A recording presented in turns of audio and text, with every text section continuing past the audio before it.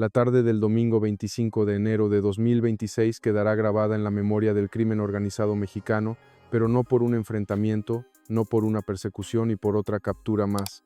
Esa tarde se demostró que cuando caes en esta guerra, no solo pierdes la libertad o la vida, pierdes absolutamente todo lo que construiste. Mientras el cuerpo del Ricky apenas llevaba días en la morgue, después de su intento suicida de rescatar al Botox, Omar García Harfuch ya estaba parado frente a las rejas de su mansión en Culiacán, listo para vaciarla por completo. Hoy les voy a contar cómo las fuerzas federales entraron a una de las propiedades más lujosas del narcotráfico en Sinaloa y la dejaron completamente vacía, como cada reloj, cada fajo de billetes, cada gramo de droga y cada vehículo blindado salió de ahí en camiones federales. Y como el legado compartido del Ricky y el Botox se derrumbó en cuestión de horas, esta es la historia del gran decomiso que nadie vio venir. Para entender por qué esta mansión era tan importante, primero tienen que conocer el contexto de lo que había pasado apenas unos días antes. El Ricky había muerto el jueves 22 de enero intentando rescatar al Botox de un convoy federal. Fue una operación suicida que terminó exactamente como Harfuch había anticipado, con el Ricky acribillado dentro de su troca blindada y su célula completa destruida en las cañadas de Michoacán. Pero la muerte del Ricky no era el final de la historia, era apenas el comienzo de una segunda fase que las autoridades tenían planeada desde mucho antes. Verán, cuando capturas o eliminas a un operador de alto nivel del narcotráfico, no basta con quitarlo del tablero. Tienes que desmantelar todo lo que construyó, cada propiedad, cada escondite, cada peso que acumuló durante años de actividad criminal, y el Ricky había acumulado mucho. La mansión estaba ubicada en uno de los fraccionamientos más exclusivos de Culiacán, esos donde las bardas miden más de 4 metros y las cámaras de seguridad cubren cada centímetro del perímetro. Era una propiedad que oficialmente no existía a nombre de El Ricky, por supuesto. Estaba registrada bajo una empresa fantasma que a su vez pertenecía a otra empresa en otro estado, el típico laberinto de prestanombres que el narco usa para ocultar sus bienes. Pero la inteligencia federal había rastreado esa propiedad durante meses. Sabían perfectamente quién vivía ahí, qué se guardaba dentro y por qué era tan importante para la estructura de los blancos de Troya. La propiedad era impresionante, incluso desde afuera. Ocupaba casi una hectárea completa en una zona donde el metro cuadrado cuesta fortunas. Tenía una alberca infinita que daba la ilusión de fundirse con el horizonte, un helipuerto privado donde el Ricky aterrizaba cuando llegaba de sus operaciones en Michoacán y garajes subterráneos que podían albergar más de 20 vehículos. Pero lo más importante no era lo que se veía a simple vista, era lo que estaba escondido en los sótanos, en las paredes falsas, en los pisos con compartimentos secretos. Esa mansión no era solo una residencia de lujo, era un centro de operaciones, una bóveda de seguridad y un símbolo del poder que el Ricky y el Botox habían construido juntos. La operación comenzó a las 4 de la tarde, justo cuando el sol de Sinaloa empezaba a bajar y las sombras se alargaban sobre las calles del fraccionamiento. Los vecinos de la zona, acostumbrados a la tranquilidad artificial de vivir entre narcos, prefieren mantener perfil bajo. Escucharon primero el sonido de los helicópteros. 2 Black Hawk aparecieron desde el sur volando bajo y en formación cerrada, sus rotores cortando el aire con ese sonido inconfundible que anuncia que algo grande está por suceder. Simultáneamente, decenas de vehículos federales comenzaron a bloquear todas las salidas del fraccionamiento. Camionetas blindadas de la Guardia Nacional, transportes militares de la Sedena y esas camionetas negras sin placas que todos saben que pertenecen a los equipos de élite. Harfuch estaba ahí coordinando todo desde un puesto de mando móvil estacionado a 2 cuadras de la propiedad. Tenía comunicación directa con cada unidad desplegada, monitoreaba las imágenes en tiempo real de los drones térmicos que sobrevolaban la zona y daba las órdenes con la precisión de quien ha planeado cada detalle durante semanas. Para él, esta operación era la continuación natural de lo que había comenzado en Michoacán. Primero el Botox, luego el Ricky y ahora todo lo que habían construido juntos. Era un desmantelamiento sistemático metódico, diseñado para no dejar nada en pie. El cerco se completó en menos de 15 minutos. Más de 200 elementos rodeaban la propiedad cubriendo cada posible ruta de escape. Los francotiradores se posicionaron en los techos de las casas vecinas, previamente evacuadas y aseguradas por equipos de avanzada. Los equipos caninos esperaban en la retaguardia, listos para rastrear cualquier escondite que pudiera pasar desapercibido, y en el frente los gafes se preparaban para la brecha. Esos soldados de élite que han sido entrenados para entrar a las propiedades más fortificadas del narco y salir con vida. Dentro de la mansión la situación era muy diferente a lo que las autoridades habían anticipado. Con el Ricky muerto y el Botox en prisión, la estructura de mando de los blancos de Troya estaba en caos total. Los sicarios que normalmente custodiaban la propiedad habían huido en los días anteriores, sabiendo que era cuestión de tiempo antes de que llegaran los federales. Solo quedaban un puñado de guardias, hombres de menor rango que no tenían a dónde ir y que probablemente esperaban que la propiedad pasara desapercibida entre el caos organizacional. Estaban equivocados. La orden de brecha llegó a las 4:30 y 2 de la tarde. Los gafes avanzaron desde 3 puntos simultáneos usando arietes hidráulicos para derribar las puertas reforzadas y cargas explosivas controladas para abrir los accesos blindados. El sonido de las detonaciones resonó por todo el fraccionamiento, seguido inmediatamente por los gritos de los soldados coordinando su entrada. Los guardias que quedaban adentro intentaron una resistencia que duró menos de lo que tarda en contarse. Hubo un intercambio breve de disparos en el área de los garajes, donde 3 sicarios se habían atrincherado detrás de una camioneta blindada. Pero contra los gafes, armados con equipo de visión térmica y granadas aturdidoras, no tenían ninguna posibilidad. En menos de 8 minutos, la mansión estaba completamente asegurada. 2 sicarios habían sido abatidos en el intercambio de fuego. Otros 4 fueron capturados vivos y esposados en el jardín trasero junto a la alberca que ahora reflejaba el movimiento frenético de los soldados entrando y saliendo de la casa. Ningún elemento federal resultó herido. La operación de asalto había sido tan rápida y precisa que algunos vecinos apenas estaban asomándose a sus ventanas cuando ya todo había terminado. Pero el asalto era solo el comienzo. Lo que siguió fue un proceso de registro que duraría más de 12 horas y que revelaría la verdadera magnitud de lo que el Ricky y el Botox habían acumulado durante años de operaciones conjuntas. Los equipos forenses entraron primero documentando cada habitación antes de que se moviera cualquier cosa. Fotógrafos, videógrafos, peritos en diferentes especialidades, todos trabajando en coordinación para crear un registro completo de lo que se encontrara, y lo que encontraron superó todas las expectativas. El primer gran hallazgo fue en el sótano principal, accesible a través de una escalera oculta detrás de una pared falsa en la cocina. El mecanismo de apertura estaba tan bien diseñado que hubiera pasado desapercibido para cualquier registro superficial, pero los federales llegaron con planos obtenidos de informantes que conocían cada secreto de la propiedad. Cuando la pared se deslizó revelando la escalera hacia abajo, hasta los soldados más experimentados se quedaron sin palabras por un momento. El sótano era enorme, casi del tamaño de toda la planta principal de la mansión, y estaba repleto. En un lado, apilados del piso al techo, había pallets completos de metanfetamina en cristal, ese hielo azulado que se ha convertido en la principal exportación de los cárteles mexicanos hacia Estados Unidos. Los peritos estimaron inicialmente más de 3 toneladas, aunque el conteo final revelaría que eran casi 4. Junto a la metanfetamina había barriles sellados con precursores químicos, los ingredientes necesarios para producir más drogas suficientes para abastecer un laboratorio clandestino durante meses. En otro sector del sótano encontraron el fentanilo, pastillas de colores brillantes diseñadas para parecer dulces, polvo blanco empacado en bolsas al vacío y prensas industriales para fabricar más pastillas. El fentanilo es probablemente la droga más peligrosa que mueve el narco actualmente, tan potente que una cantidad del tamaño de un grano de sal puede ser letal, y ahí había suficiente para matar a millones de personas. Literalmente, los equipos de manejo de materiales peligrosos tuvieron que entrar con trajes especiales para manipular esos paquetes, porque incluso el contacto accidental con la piel puede causar una sobredosis. También había cocaína, aunque en cantidades menores comparada con las drogas sintéticas, ladrillos perfectamente empacados y marcados con el logo de los Blancos de Troya, listos para ser distribuidos a través de las rutas que la organización controlaba. El valor total de la droga encontrada en ese sótano se estimó en más de $150 millones a precio de calle. Era una fortuna química almacenada bajo una casa que desde afuera parecía simplemente la residencia de algún empresario exitoso. Si esta historia les está pareciendo increíble, esperen a escuchar lo que encontraron después. Pero antes de continuar, si este tipo de contenido les interesa, si quieren seguir entendiendo cómo operan realmente estas organizaciones y cómo las autoridades las están desmantelando, los invito a suscribirse al canal. Esto apenas va por la mitad y lo que viene es todavía más impactante. El segundo gran hallazgo fue el dinero. En una bóveda de seguridad ubicada en el segundo piso, detrás de lo que parecía ser un closet de ropa, los federales encontraron lo que solo puede describirse como una montaña de efectivo. Fajos de dólares americanos apilados en torres ordenadas, billetes de $100 empacados en plástico con bandas que indicaban cantidades de $10 cada una. También había pesos mexicanos, euros e incluso algunas criptomonedas en wallets físicas. esas memorias USB especiales que almacenan Bitcoin y otras monedas digitales.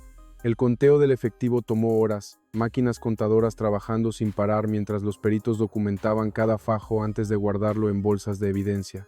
El total preliminar fue de 47 millones de dólares en efectivo, más cantidades equivalentes en otras monedas. Era el dinero de operaciones recientes que todavía no había sido lavado. Ganancias puras del narcotráfico que el Ricky guardaba en su propia casa porque confiaba más en sus paredes blindadas que en cualquier banco o prestanombres. Junto al dinero encontraron las joyas, relojes Rolex y Patek Philippe, algunos con incrustaciones de diamantes que valían más que casas enteras, cadenas de oro macizo, anillos con piedras preciosas, esclavas grabadas con iniciales y fechas que probablemente conmemoraban momentos importantes en la carrera criminal del Ricky. También había arte. Pinturas que los peritos sospechaban eran robadas o adquiridas ilegalmente, esculturas de artistas reconocidos y objetos decorativos que valían fortunas. El Ricky había convertido su mansión en un museo privado del exceso, exhibiendo su riqueza en cada rincón como un recordatorio constante de lo lejos que había llegado desde las calles de Apatzingán. Pero quizás lo más revelador fueron las pertenencias que claramente no eran de El Ricky. En una habitación del tercer piso cerrada con candado adicional, los federales encontraron objetos que pertenecían al Botox, ropa con sus iniciales bordadas, documentos personales, joyas que testigos habían visto usar al líder de los Blancos de Troya en fiestas y reuniones.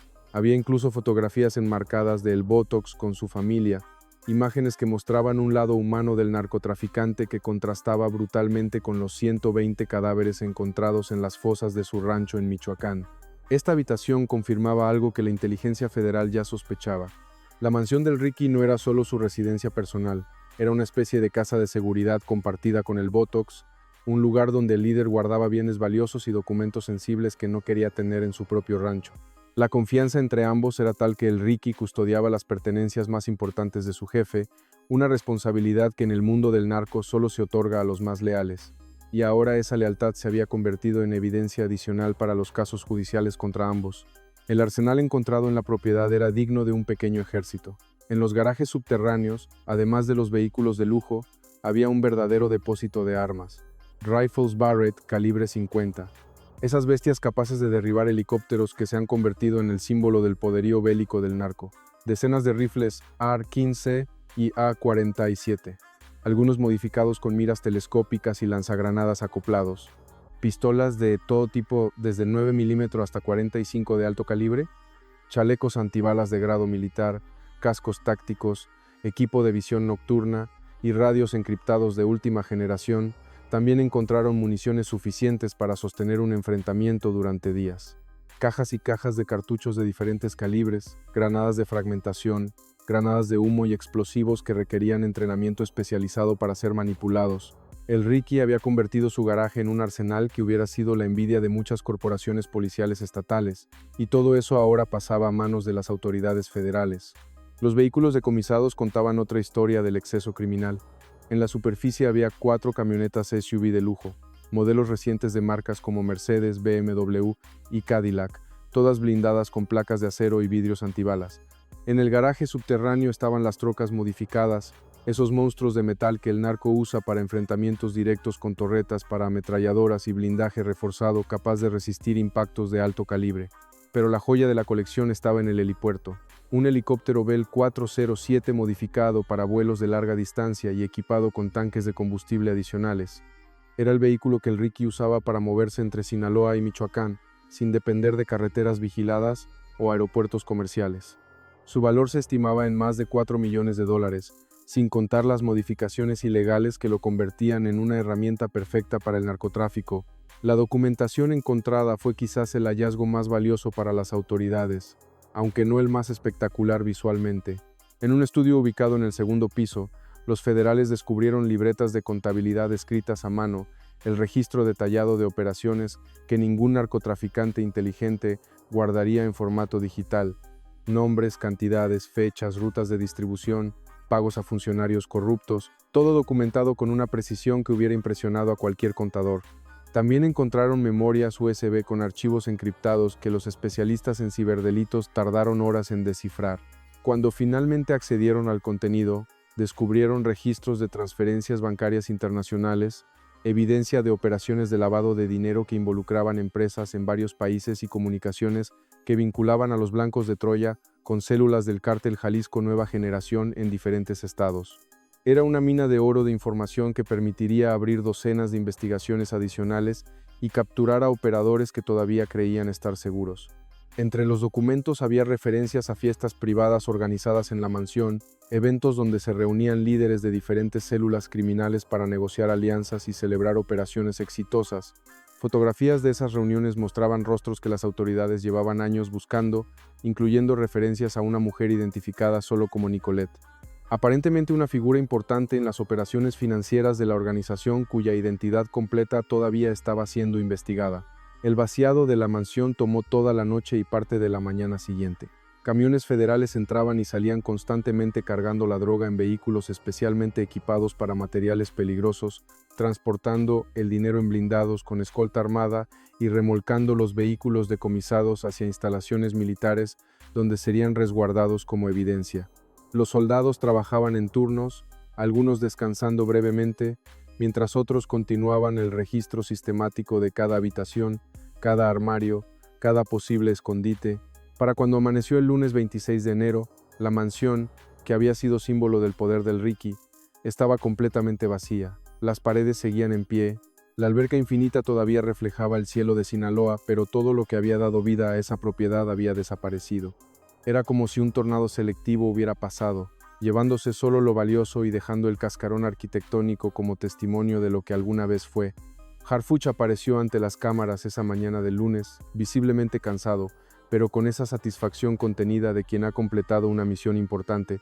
Sus declaraciones fueron directas, sin el dramatismo que a veces acompaña a los anuncios oficiales.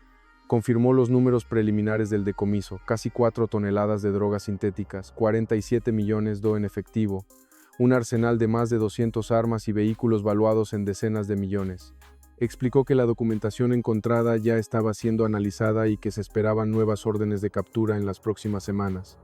Pero lo más importante de su mensaje fue la advertencia que lanzó a las organizaciones criminales que todavía operan en el país. Dejó claro que la muerte de un operador no significa el final de las investigaciones contra él, que cada propiedad, cada cuenta bancaria, cada bien adquirido con dinero del narcotráfico será rastreado y decomisado. Mencionó específicamente que no existen mansiones seguras para el crimen organizado, que la ostentación que tanto les gusta exhibir es precisamente lo que los hace vulnerables, porque cada reloj de lujo, cada troca blindada, cada helicóptero privado deja un rastro que eventualmente las autoridades seguirán. También habló sobre lo que este decomiso significaba para la estructura de los Blancos de Troya y sus aliados del cártel Jalisco Nueva Generación. La pérdida de esa cantidad de droga, dinero y armas representaba un golpe financiero del que tardarían meses o años en recuperarse. Los documentos incautados comprometían a docenas de operadores que ahora tendrían que huir o enfrentar capturas inminentes. Y el mensaje simbólico era quizás el más devastador. Ni siquiera la muerte protege lo que construiste. Ni siquiera la lealtad más absoluta evita que todo lo tuyo termine en manos de las autoridades. Las imágenes del operativo comenzaron a circular en redes sociales y noticieros pocas horas después. Videos que mostraban a los soldados sacando paquete tras paquete de droga del sótano, formando pilas que parecían montañas blancas y azules bajo las luces de los reflectores. Fotografías del dinero decomisado. Millones de dólares extendidos sobre mesas para ser contados y documentados. Tomas de los vehículos blindados siendo remolcados con sus vidrios antibalas hechos añicos, y sus carrocerías marcadas por el tiempo y el uso. Pero quizás las imágenes más impactantes eran las de la mansión vacía, habitaciones enormes sin muebles, closets abiertos y despojados, la bóveda de seguridad con la puerta reventada y el interior completamente limpio. Era el retrato de una vida de excesos reducida a la nada en cuestión de horas. El recordatorio visual de que todo lo que el narco construye puede desaparecer tan rápido como llegó. La comunidad de Culiacán reaccionó de maneras diversas ante la noticia.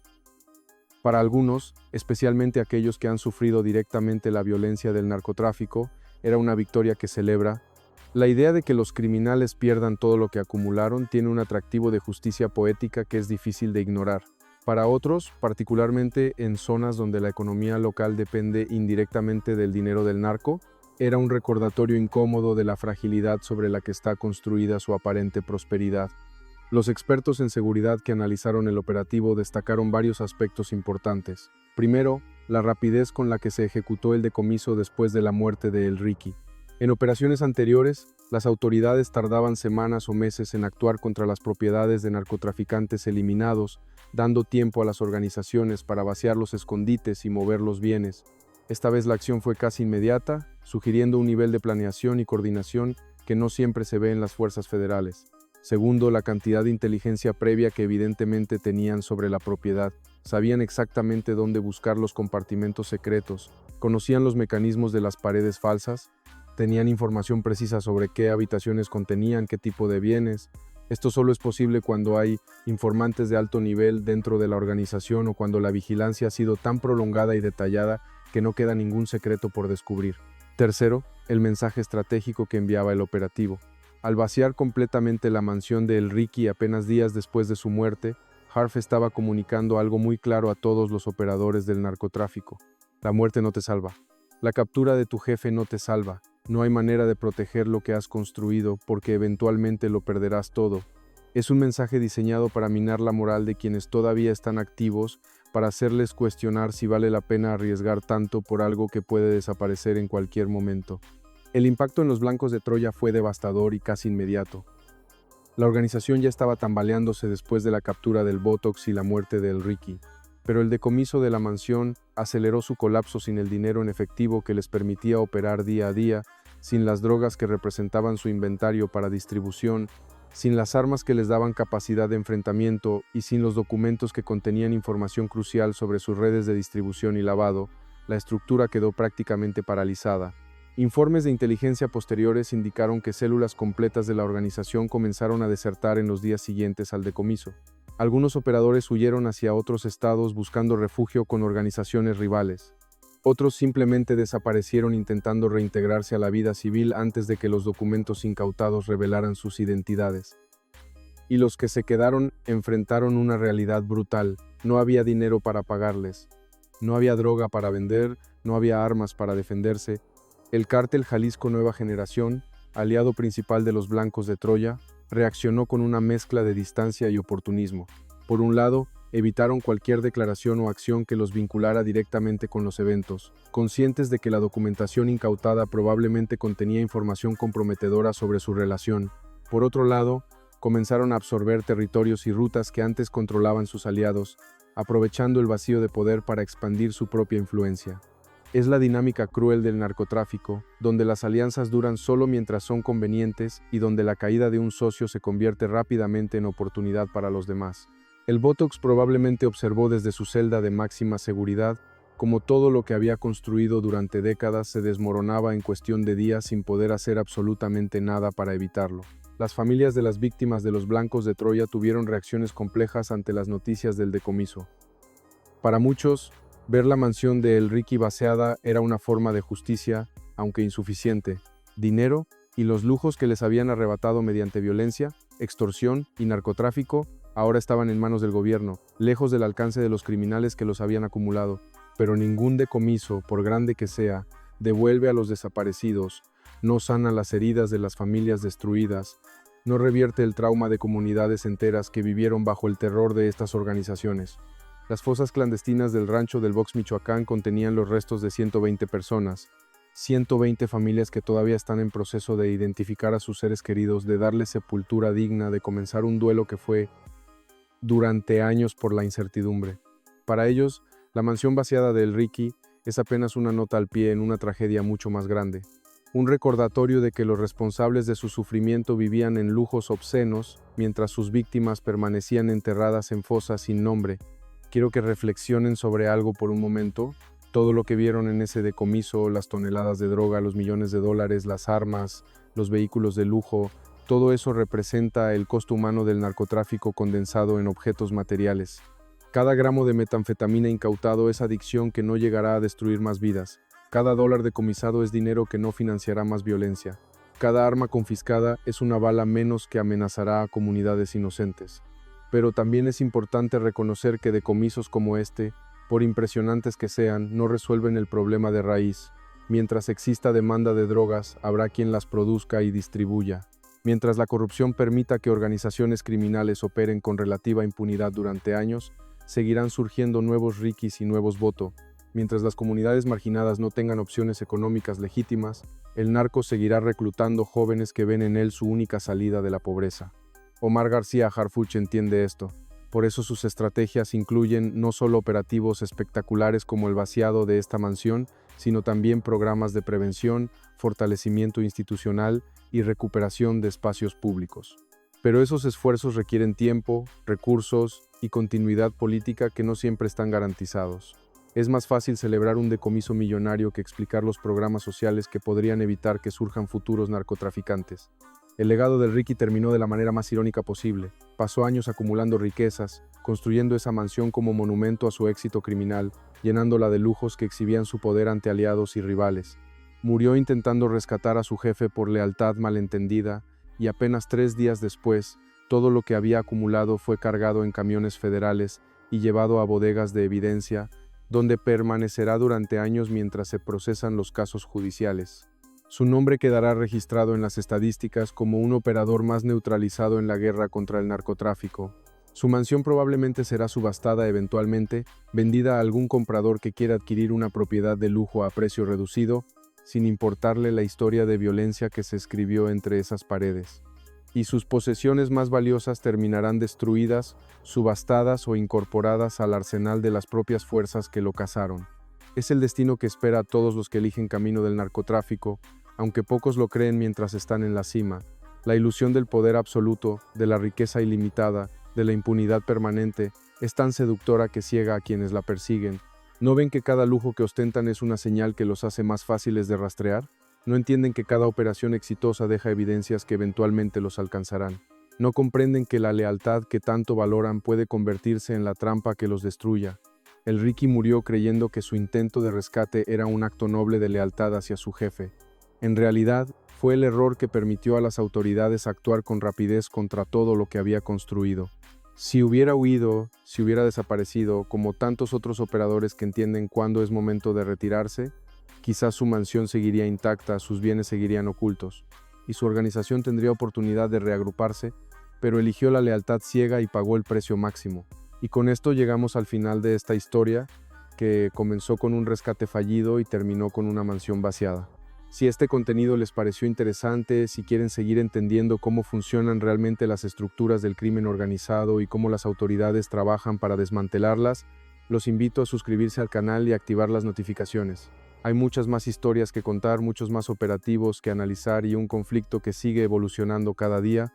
Déjenme saber en los comentarios qué opinan sobre este decomiso. ¿Creen que operaciones como esta realmente debilitan al narcotráfico o simplemente abren espacio para que otras organizaciones ocupen el vacío? ¿Piensan que el Ricky hubiera podido evitar este destino si hubiera tomado decisiones diferentes? Me interesa mucho conocer sus perspectivas. Hasta la próxima historia.